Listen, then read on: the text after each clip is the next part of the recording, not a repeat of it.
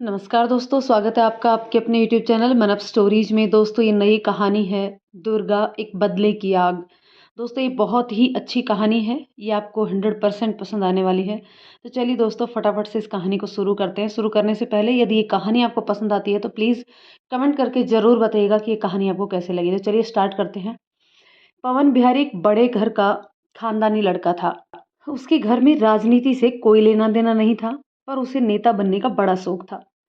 शुरुआत से ही वह खादी का कुर्ता और जींस पहना करता था। गाड़ी में उसने बुलेट चुनी थी। उसके साथ ही भी सभी लड़के थे जो हमेशा लड़ने झगड़ने के लिए तैयार ही रहते थे। पर कुछ लड़कियां भी उसके बहुत करीब थी, जो उन्हें अपना भाई मानती थी और उससे इम्प्रेस थी। बहुत ही हंसमुख शांत स्वभाव के पवन बिहारी का एक सपना था कि एक दिन वह संसद में जरूर बैठेगा। थाने के प्रांगण में धड़ाधड़ 8 से 10 बुलेट और एक हंटर जीप आकर रुकी। गाड़ी से उतरकर पवन बिहारी सीधा अंदर दरोगा राम प्रसाद शास्त्री के कार्यालय में चला गया। आइए आइए नेताजी, कहिए इतने सिपाहियों के साथ कैसे आना हुआ? दरोगा राम प्रसाद शास्त्री मुंह में पान चबाते हुए बोला। पवन बिहारी कुर्सी पर बैठते हुए बोल पड़ा। इनको पहचान रहे हो दरोगा जी? दरोगा राम प्रसाद शास्त्री दुर्गा के पिताजी को देखते हुए बोले। अरे हाँ हाँ, ये तो कल ही एफआईआर दर्ज करवाने आए थे।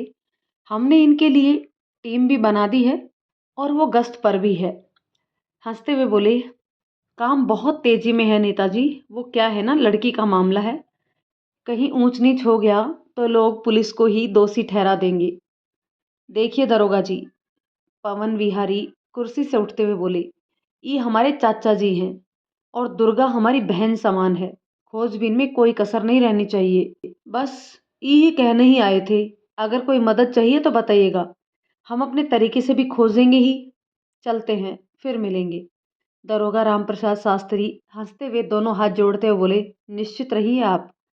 पवन विहारी के जाने के बाद दरोगा रामप्रसाद शास्त्री ने अपने हवलदार को बुलाया। हवलदार, जी हुजूर। इन नेता पर जरा नजर रखो। हुजूर, ये तो रास बिहारी का लड़का है और कॉलेज का प्रेसिडेंट भी। हाँ तो क्या हुआ, जितना बोला है उतना करो। मामला लड़की का है, कोई प्यार व्यार का मामला हो सकता है। कुछ समय पहले दुर्गा का घर। ये लड़की नाक कटवाएगी एक दिन। सिर पर चढ़ा लिया है आपने इसे। अरे भाग्यवान, क्या हो गया है तुम्हें? इसके बाल तो देखो, लड़कों जैसे कटवा कर आई है। पूछने पर वो बोलती है बोब कट है। कहती है माँ तुम नहीं समझोगी। ऊपर से गाड़ी भी दे दी गई। पूरे गांव में चलाती फिरती है। सभी लोग देखकर हंसते हैं। अरे तुम बेवजह परेशान हो। अपनी बिटिया अब कॉलेज जाएगी, कस्बे में पढ़ने, तो स्कूटी तो लेना ही था। क्या करूँगा पैसे जमा करके? एक ही लड़की है, कार लेने दो शौक पूरे। मुझे क्या, अगर समझ ना आए तो एक दिन रोओगे बैठकर, देख लेना। खाना लेकर आओ, भूख लगी है।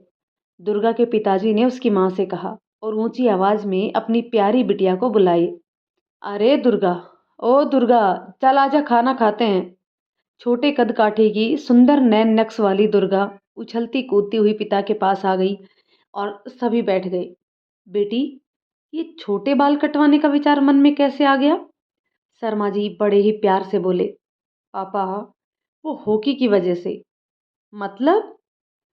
पापा, मेरे कॉलेज की हॉकी की टीम में मेरा सिलेक्शन हो गया है, तो लंबे बाल वाली बहुत कम थी, मैंने भी कटवा लिए। फिर खेलते समय बार बार खुल जाते थे बाल। बाल संभालूं या हॉकी? हाँ ये बात तो है, शर्मा जी बोले। तो दुर्गा की माँ फिर तुनक कर बोली, आपको तो बस सब अच्छा ही लगता है। तो शर्मा जी भी बोले, तुम थोड़ा चुप भी रहा करो और अपनी बेटी से प्यार किया करो। मुझे गर्व है कि मैं दुर्गा का बाप हूँ। मेरी बेटी एक दिन मेरा नाम रोशन करेगी। पवन भैया, हाँफती हुई एक लड़की सपना आई और सामने बुलेट पर बैठे पवन से बोली, पवन भैया, अरे तू पहले सांस तो ले ले। पवन ने कहा, क्या हुआ? आसमान सिर पर क्यों लिए चल रही है? भैया, दुर्गा पिछले 2 दिनों से गायब है। क्या? उस समय पवन बिहारी अपनी गाड़ी से उछल पड़ा। हाँ भैया, दुर्गा नहीं मिल रही है। तू क्या बात कर रही है सपना? जी भैया, ये सच है। उसके पापा ने थाने में एफआईआर दर्ज करवाई है। पुलिस भी उसे ढूंढ रही है।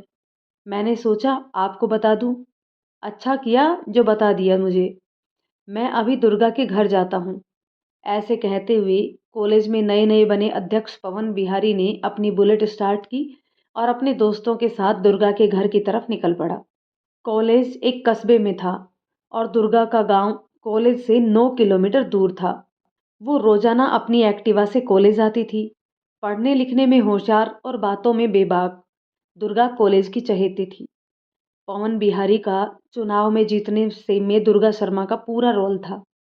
आखिर ऐसा क्या हो गया कि दुर्गा गायब है, या किसी ने अगवा कर लिया है, या कोई और बात है?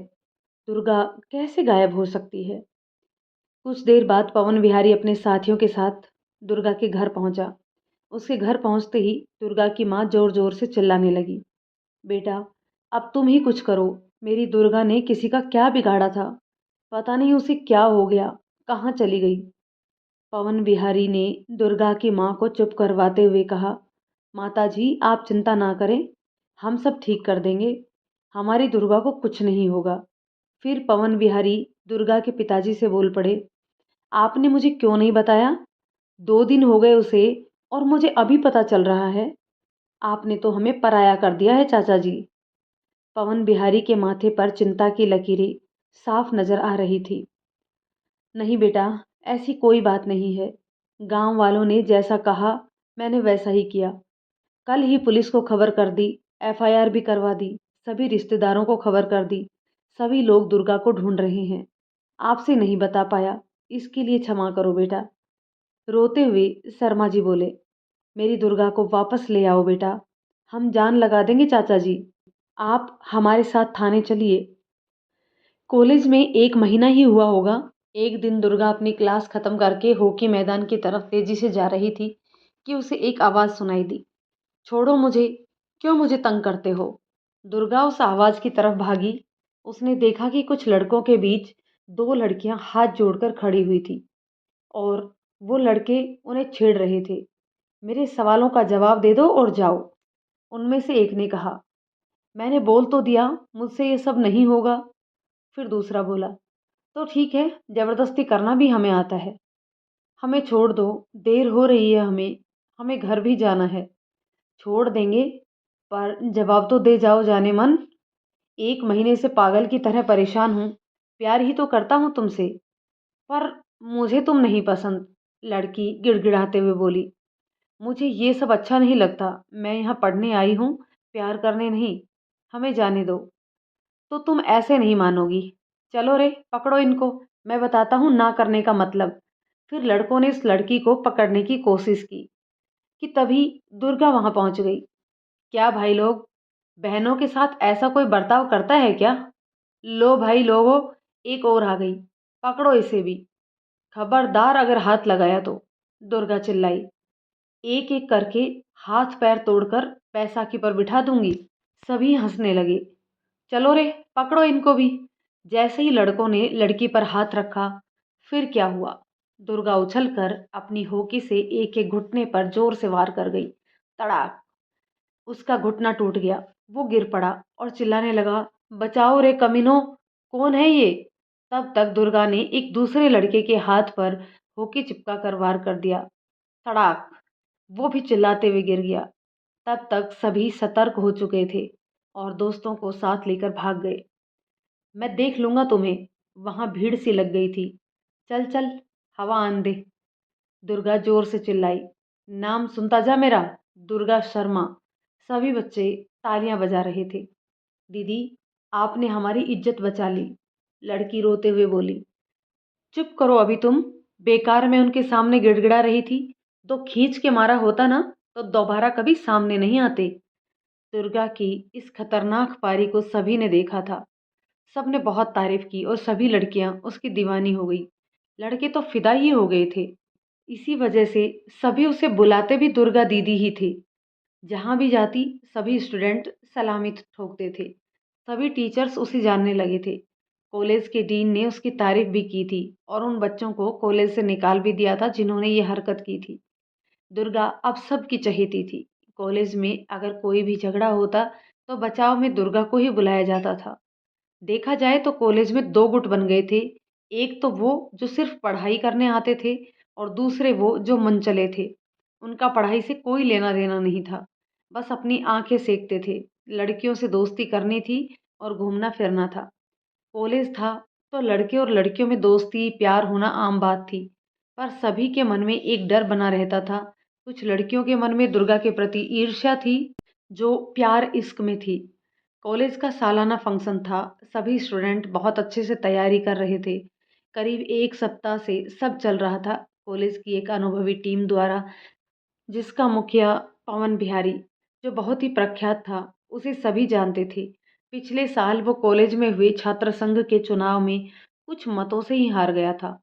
कोई लोक संगीत, कोई गीत, कोई नृत्य, कोई आर्ट कला, यही सब प्रोग्राम चल रहे थे। बच्चे तालियां बजा रहे थे, सीटियां मार रहे थे।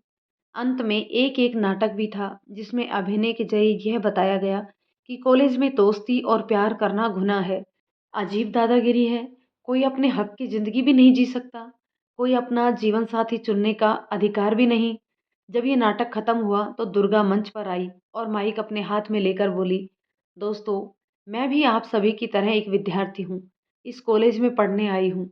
मैंने खुद को दुर्गा का रूप नहीं माना है। मैंने कभी भी दुर्गा नहीं बनना चाहा। मुझे दुर्गा बनाया आप सभी ने। मुझे अपने सिर पर बैठाया आप लोगों ने। मैंने किसे मना किया बताओ कि दोस्ती ना करो, प्यार ना करो। गलत हरकतें मुझसे देखी नहीं जाएँगी। जो करना है वो करो। मैं कोई लेडी डॉन नहीं। मुझसे डरने की ज़रूरत भी नहीं है। मैं भी एक लड़की हूँ, मेरे अंदर दिल है। मैं समझती हूँ दोस्ती, प्यार सब। एक गुज़ारिश है आप लोगों से, प्यार के पीछे किसी की बदनामी मत करना, किसी की इज़्ज़त के साथ खिलवाड़ मत करना। दुर्गा की आँखों में आँसू थे। पूरा हॉल तालियों से गूँज उठा। उसने एक बार फिर सबका दिल जीत लिया था। दुर्गा दीदी, आपको पवन भैया बुला रहे हैं। एक लड़की दुर्गा के पास आकर बोली। मुझे? दुर्गा आश्चर्य से बोली। मुझे पवन भैया ने बुलाया है। हाँ, आपको ही। चलिए। चलो फिर। दुर्गा बहुत खुश थी। दरअसल दुर्गा पूरे कॉलेज में सिर्फ पवन की ही दीवानी थी। पवन की भाषा, पवन की बातें, पवन के चलने का स्टाइल, पवन के बाल। दुर्गा के लिए पवन एक रोल मॉडल था।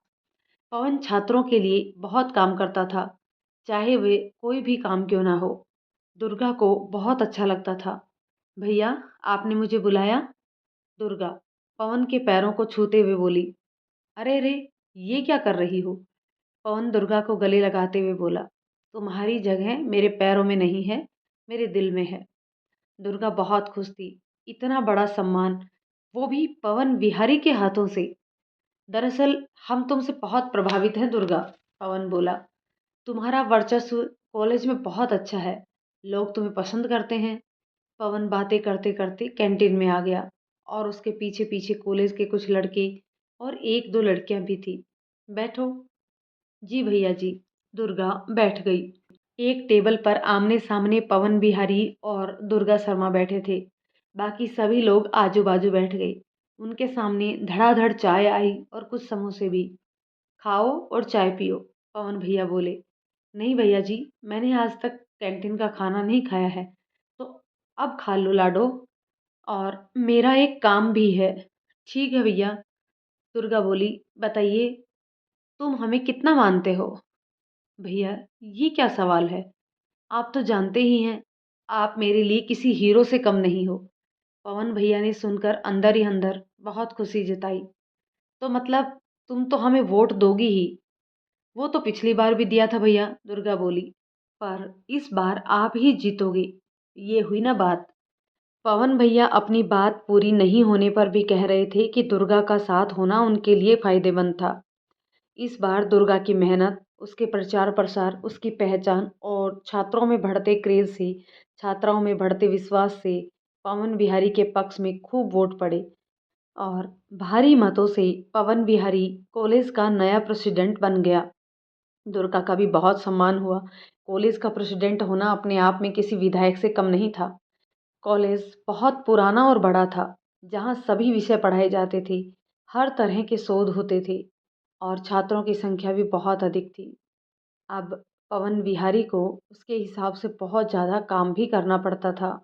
तो पवन विहारी ने दुर्गा को अपना सलाहकार नियुक्त किया और अब दुर्गा गांव में भी फेमस हो गई थी। लोग बहुत खुश थे। शर्मा जी की लड़की यानी कि दुर्गा बहुत आगे जाएगी। दुर्गा को चाहने वाले बहुत थे, तो नफरत करने वालों की भी कोई कमी नहीं थी। पवन के गुर्गों में दुर्गा से जलन होने लगी थी। कल की आई छोकरी पर इतना भरोसा, और एक हम है इतने सालों से साथ हैं, तो हमारा क्या। पवन विहारी इन सब बातों को बहुत अच्छी तरह से समझते थे। इस तरह से पवन विहारी के कहने पर छात्राओं के लिए खूब मन लगाकर दुर्गा ने काम किया और अपनी पढ़ाई भी जारी रखी। कुछ पता किया बे? दरोगा रामप्रसाद शास्त्री ने अपने हवलदार से कहा। केस को जल्दी निपटाना है। कछुए की चाल वाली कहानी घर पर पढ़ना, जरूरत अभी खरगोश बनने की है। जी साहब, एक बात सामने आई है। वो क्या? यही कि पवन बिहारी की जगह पर छात्रों के लिए काम करते हुए दुर्गा कॉलेज में हीरोइन बन गई थी। और इस बार होने वाले चुनाव में पवन बिहारी ने अध्यक्ष पद के लिए दुर्गा का नाम आगे किया है। तो बड़े ही नाटकीय ढंग से दरोगा राम प्रसाद शास्त्री टेबल पर अपना दाहिना कोहनी रखकर अपनी दाढ़ियों को गड़ाए हुए सुन रहे थे। साहब, जब पवन बिहारी ने दुर्गा का नाम आगे किया तो उसके खेमे में भूचाल मच गया। मतलब कि और भी लोग थे जिन्हें अपना नाम आने का इंतजार था। जी साहब, बिल्कुल सही बात है। कौन कौन था ऐसा? साहब, बस एक जो पवन बिहारी का बहुत खास है, राजीव शुक्ला। राजीव शुक्ला? अपने दिमाग पर बल डालते हुए दरोगा रामप्रसाद शास्त्री ने कहा। याद आया मुझे। जरा बुलाओ इसको चुपके से, पूछताछ के लिए। याद रखना, पवन बिहारी को पता नहीं चलनी चाहिए ये बात। जी साहब। दरोगा जी खुद अपनी गाड़ी उठाकर चल दिए। पुलिस की जीप को देखकर बेगुनाह लोग भी डर जाते हैं, और जिसने भी गुनाह किया हो उसका तो पेंट गीली हो जाती है। दरवाजे पर पुलिस को देखकर 45 साल का एक आदमी ठिठकता हुआ बोला। किससे मिलना है आपको? आपके सुपुत्र से। जरा बाहर निकालिए। हुआ क्या है साहब? अरे चाचा, एक पूछताछ करनी है, बाहर निकालिए उन्हें। मैं बाहर आता हूँ पिताजी। अंदर से एक आवाज आई। एक लंगड़ाता हुआ 20 साल का लड़का बाहर आया और आते ही बोला। जी साहब, कहिए। तुम्हारा ही नाम रोकी है ना? जी साहब, हम ही हैं रोकी। रोकी के पैर को बड़े ध्यान से देखते हुए दरोगा राम प्रसाद शास्त्री मुस्कुराते हुए बोले। अगर मैं गलत नहीं हूं तो तुम्हारे पैर की हालत बनाने वाली लड़की का नाम दुर्गा ही है ना? रोकी कुछ सकपका गया। क्या? नहीं तो? दुर्गा का नाम तो सुना होगा। हाँ, सुना है। कॉलेज की सबसे फेमस लड़की है इसलिए। आसपास भीड़ को डांटते हुए दरोगा रामप्रसाद शास्त्री बोले। और आप भी यहाँ से जाइए। तब तक आप लोग भी अपना काम कीजिए। रोकी के पिताजी को बोलते हुए दरोगा रामप्रसाद शास्त्री ने कहा। और अब रोकी जी, मैं आपके घर बैठकर आपसे और आपके दोस्तों से पूछताछ करूंगा। फटाफट अपने उन दोस्तों को बुलाओ जो तुम्हारे साथ थे जिस दिन तुम्हारी ये टांग टूटी थी। हमें नहीं पता दरोगा साहब, आप लोग सब सच सच बता रहे हो या मैं अपने तरीके से पूछूं? हम समझे नहीं सर। दुर्गा कहाँ है? हमें नहीं पता सर। चारों लड़के आश्चर्य से बोले। दुर्गा 2 दिन से गायब है और मुझे पूरा शक है कि तुम लोगों ने बदले की भावना से उसे अगवा किया है। ऐसा बिल्कुल भी नहीं है सर। हमारी इतनी औकात नहीं है कि हम दुर्गा शर्मा को अगवा कर लें। क्यों? आज तुम उनकी वजह से लंगड़े हो और तुम्हारा हाथ तोड़ दिया उसने। कॉलेज से निकाले गए हो तुम सभी, तो क्या बदला लेने के लिए खून नहीं खोलता? रोकी हंसने लगा। क्या साहब, आप हमें उकसा रहे हो। एक पल को हुआ था कि बदला लिया जाए, पर फिर मन बदल गया। गलती भी तो थी हमारी। पैनी नजरों से उन लड़कों को देखते हुए दरोगा रामप्रसाद शास्त्री ने कहा। दुर्गा शर्मा का मिलना बहुत जरूरी है। याद रखना, अगर कहीं से भी मुझे लगा कि झूठ बोला जा रहा है तो उस दिन बहुत बुरा होगा। जितना हो सके मेरी मदद करो। जी साहब, जरूर। पुलिस की टीम सायरन बजाती हुई वहां से चली गई और रोकी कुटिल मुस्कान के साथ हंसने लगा। साहब, हवलदार बोला, राजीव शुक्ला आया है। अरे वाह, क्या बात है। बहुत प्रोग्रेस है भाई। दरोगा रामप्रसाद शास्त्री पान चबाते हुए अंदर गए। नमस्कार साहब। राजीव शुक्ला बोला। आपने बुलाया साहब, कुछ काम था? हाँ भाई। दरोगा रामप्रसाद शास्त्री कुर्सी पर बैठते हुए बोले। बैठ जाओ, ये तुम्हारी दुर्गा मैडम की वजह से। क्या मतलब सर? चौंक कर बोला राजीव शुक्ला। भाई बहुत सिंपल है, तुम्हारी मैडम गायब है और कॉलेज की होने वाली प्रेसिडेंट है।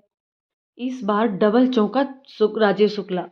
और दारोगा रामप्रसाद शास्त्री उसकी हर एक नज़र को बड़े ही पैनी तरीके से देख रहा था। नाम तो तुम्हारा भी था ना? इससे क्या होता है साहब? जिधर पवन बिहारी है उधर ही वोट पड़ेगा। राजीव शुक्ला के लहजे में मायूसी थी। मुझे बिल्कुल मलाल नहीं। पर दरोगा रामप्रसाद शास्त्री ने कहा, मतलब तुम खुश हो? रहना ही पड़ेगा साहब, इतनी राजनीति नहीं आती मुझे। हाँ वो तो दिख रहा है राजीव बाबू, अगर आती तो नाम तुम्हारा होता। खैर, अगर कोई भी सुराग मिले तो मुझे बताना। जी साहब। और हाँ, तुम यहाँ आए थे, ये बात पवन बिहारी को ना पता चले तो ही अच्छा है तुम्हारे लिए। ठीक है, मैं चलता हूँ। घुप अंधेरे के सिवाय और कुछ भी नहीं था वहाँ। कुछ भी साफ साफ दिखाई नहीं दे रहा था। शानदार महलों जैसे मकान के अंदर कोई बिजली नहीं। कमरे में अंधेरा था। दिन में भी घुप अंधेरा था। थी ना बड़ी अजीब बात। कमरे में एक लड़का दाखिल हुआ, हाथ में टॉर्च की रोशनी के साथ। दूसरे हाथ में खाने की थाली थी। धीरे धीरे वह आलीशान कमरे में रखे एक सिंगल बेड की तरफ बढ़ा। उसने टॉर्च की रोशनी बेड की तरफ डाली। उठो दुर्गा। दुर्गा कहरा रही थी। मैली कुचैली, बिखरे बाल, कपड़े अस्त व्यस्त, होठों पर पपड़ी जमी हुई, आंखें लाल लाल। दुर्गा उठो। दुर्गा ने में कोई हलचल नहीं हुई, बस वह कहरा रही थी। खाना लाया हूं मैं। थोड़ा सा जहर क्यों नहीं ले आते तुम? दुर्गा धीरे से बोली। वो यहाँ नहीं था, खाना खा लो। भेड़ियों के बीच में तुम सियाल कैसे रहते हो? ले जाओ खाना, मुझे नहीं खाना है। खा लो दुर्गा, भूखी कब तक रहोगी? एक 17 वर्षीय लड़का, शकल से भोला भाला, दुर्गा से निवेदन कर रहा था खाने के लिए। अंधेरे में दुर्गा पूरी तरह से नहीं दिख रही थी, पर इतना तो पता चल रहा था कि वह बहुत कमजोर महसूस कर रही थी। उसके साथ कुछ तो गलत हुआ था। ये कौन था जो उसके लिए खाना लेकर आया था? मासूम सा वह लड़का जो दुर्गा के लिए बहुत परेशान था। बड़े प्यार से टॉर्च की रोशनी में वह दुर्गा को खाने के लिए प्रेरित कर रहा था। खाना खा लो, मैं वादा करता हूँ बहुत जल्दी तुम्हें यहाँ से मुक्त करा दूंगा। तुम जाओ, अगर वो लोग आ गए तो तुम्हें भी पीटेंगे। दुर्गा कहराते हुए बोली। हाँ ठीक है, जाता हूँ। तुम खाना खा लेना। लाओ हाथ पैर खोल दूँ। भागने की कोशिश मत करना। बाहर और भी लोग हैं, पकड़ी जाओगी तो और भी बुरा हाल होगा। और फिर उस लड़के ने दुर्गा के हाथ पैर खोल दिए जो रस्सी से बंधे थे। हाथ मुंह धोकर खाना खा लेना। मैं बाहर से दरवाज़ा बंद कर देता हूँ। तुम चाहो तो टॉर्च रख दूँ यहाँ तुम्हारी सहूलियत के लिए। दुर्गा कुछ नहीं बोली। वह लड़का चला गया और बाहर से दरवाज़ा बंद कर दिया। दुर्गा बेड से उठने का प्रयास कर रही थी। उसके हाथ पैर दोनों जकड़ गए थे। बहुत मुश्किल से वह उठी। उसका पूरा शरीर टूट रहा था। उसने अपने पेट पर हाथ रखा। पेट में जोर से दर्द हो रहा था। सबसे पहले वो टॉर्च लेकर बाथरूम की तरफ जाने लगी तो उसे चक्कर आ रहे थे। दुर्गा की हालत किसी फटेहाल बीमार मरीज की तरह हो गई थी। बहुत संभल कर वह बाथरूम में घुसी और उसने बाथरूम के दरवाजे की सिटकनी चढ़ाई। 5 मिनट बाद बाहर निकली। उसने खुद को थोड़ा साफ सुथरा कर लिया था। हाथ मुंह धो लिया था। मुश्किल से चल रही थी। उसके पैर लड़खड़ा रहे थे। नहाना चाहती थी पर उसके पास कपड़े नहीं थे। 3 दिन से वह ऐसी ही थी, कैद। पर यहाँ पर कैद किसने किया था? दुर्गा को भी नहीं पता था। वह बस उस चेहरे को जानती थी जो उसके लिए खाना और चाय लेकर आता था। दुर्गा कैद थी और उसे यहाँ से निकलना था। उसके साथ जो भी गलत काम हुए थे उसके लिए उसे प्रतिशोध लेना था। प्रतिशोध के लिए उसे जीना पड़ेगा और जीने के लिए खाना पड़ेगा। ये सोचकर वह बेड पर गई और खाने की थाली को हाथ में लेकर दूसरे हाथ से खाना खाने लगी। कुछ देर बाद खटाक दरवाज़ा खुला और वही भोला लड़का अंदर आया। अच्छा लगा जो तुमने खाना खा लिया, मुस्कुराते हुए बोला। गुड गर्ल, अब तुम आराम करो। तुम कौन हो? क्या नाम है तुम्हारा? दुर्गा ने उससे पूछा। मुझे नहीं पता। क्या मतलब? तुम्हें नहीं पता? मुझे मना किया है कि कुछ भी ना बताने को। कौन? नहीं पता। कुछ तो बोलो। आखिर मुझे आज़ाद कैसे करवाओगे? नहीं पता। सीधा सा नपा तुला जवाब। फिर दुर्गा ने कुछ नहीं कहा और मायूस होकर बैठ गई। शायद उस लड़के को दुर्गा की मायूसी अच्छी नहीं लगी। वह तुरंत बोला, बद्री। दुर्गा के चेहरे पर एक विजयी मुस्कान छा गई। सच में बद्री कितना प्यारा नाम है। बद्री, यहाँ क्या करते हो? काम, खाना खिलाना, साहब लोगों की सेवा करना। कौन से साहब? नहीं पता। ठीक है, मत बताओ। ये बताओ, और कौन कौन है इस घर में? नहीं पता। भोला भाला बद्री सच में बहुत ही मासूम है, शायद मंदबुद्धि। तुम मुझसे कुछ ना पूछो, मुझे कुछ भी नहीं पता। मैं बस तुम्हारी देख रेख के लिए हूँ। शाम तक तुम्हारे लिए कपड़े भी आ जाएंगे। तुम अब आराम करो। वह कमरे से बाहर चला गया और दरवाज़ा बंद कर दिया। दुर्गा ने पूरे कमरे, बाथरूम व अन्य जगहों को देखा था। कहीं से भी निकलने का कोई भी जुगाड़ नहीं था। थक हार कर वह बेड पर बैठ गई और सोचने लगी, कौन हो सकता है जिसने मुझे यहाँ कैद किया है? मेरे पिताजी के पास इतना पैसा भी नहीं है कि मुझे अगवा कर फिरौती ले सके। और अगर बात फिरौती की होती तो ये लोग मेरे साथ ज़बरदस्ती नहीं करते। मेरी अस्मिता के साथ खिलवाड़ कर चुके हैं। दुर्गा भावुक हो गई। मुझे दागदार बना दिया है इन लोगों ने। मैं इन सब लोगों को अपंग बना दूंगी, ऐसी सजा दूंगी कि भगवान भी 10 बार सोचेंगी। मैं बदला लूंगी, पर पहले यहाँ से निकल जाऊं, है ना? आज 3 दिन हो गए, अभी तक दुर्गा को पता नहीं चला। दरोगा राम प्रसाद शास्त्री केस की फाइलों में उलझा हुआ था। देखने में मजाकिया स्वभाव का था, पर बड़ा ही काम का था दरोगा। क्या करूं, ऊपर से बहुत प्रेशर है रे बाबा। जल्दी ही कुछ करना पड़ेगा, नहीं तो पब्लिक जीना हराम कर देगी। दरोगा राम प्रसाद शास्त्री पान चबाते हुए अपने आप से बोले। तभी फोन की घंटी बजी और शास्त्री जी ने फोन उठाया। हेलो। जी। जी सर, हुक्म कीजिए। जी सर, अभी पहुंचता हूँ, अभी के अभी। अरे हवलदार गायकोंडे, दरोगा शास्त्री ने फोन पटकते हुए चिल्लाया। गाड़ी निकाल, बड़े साहब ने बुलाया है। सर, क्या हुआ? सवाल मत कर, जल्दी चल। एसपी साहब के ऑफिस में पहुंचकर दरोगा राम प्रसाद शास्त्री ने खुद को व्यवस्थित करते हुए सैल्यूट किया। बैठो शास्त्री जी। जी सर। दरोगा शास्त्री कुर्सी पर बैठते हुए बोला। हुक्म कीजिए सर। ठीक ठाक हो? जी सर, बढ़िया हूँ, आपकी दया से। बस, आप हुक्म करो जनाब। दुर्गा शर्मा केस का क्या हुआ? सर, केस बहुत उलझा हुआ है, फिर भी हम पूरी कोशिश में हैं। कॉलेज के प्रिंसिपल का फ़ोन आया था कि स्टूडेंट उग्र हो रहे हैं। जितना जल्दी हो सके सोल्व करो, नहीं तो छात्रों का कोई भरोसा नहीं है।